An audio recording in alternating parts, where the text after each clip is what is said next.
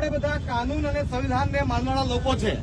આપણી લડાઈ ભલે આ લોકોએ બદમાશગીરી કરી છે, બધાને જ ખબર છે, પણ આપણે આ હાઈકોર્ટ થી લઈને સુપ્રીમ કોર્ટ સુધી આપણા નેતા રાહુલ ગાંધીજી, કેસી વેણુગોપાલ સાહેબ, આ તમામ ટીમે આપણે કાનૂની લડાઈ માટે આશ્વાસન આપ્યું છે અને કાનૂની લડાઈ લડવા દઈ રહ્યા છે.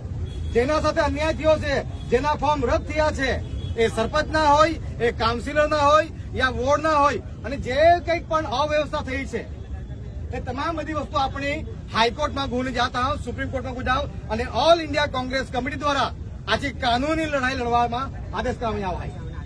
અને તમે નિશ્ચિત આ વસ્તુને લઈને એટલે આંધે આંચવાસ રજૂઆત કર્યું છે કે અધિકારી ખુદ આ પોતે લોકો જયારે આ કરવા અહીંયા રજૂઆત કરીને અહીંયા હલ્લા બોલ કહીને કોઈ મતલબ નહીં મળે અને કાનૂન વ્યવસ્થા નહીં બગડે. આપણે કાનૂન અને સંવિધાનના માનવાળા લોકો છે. આ લોકો ચાહતા છે કે કાનૂન વ્યવસ્થા બગાડવા માટે જ આ પ્રશાસન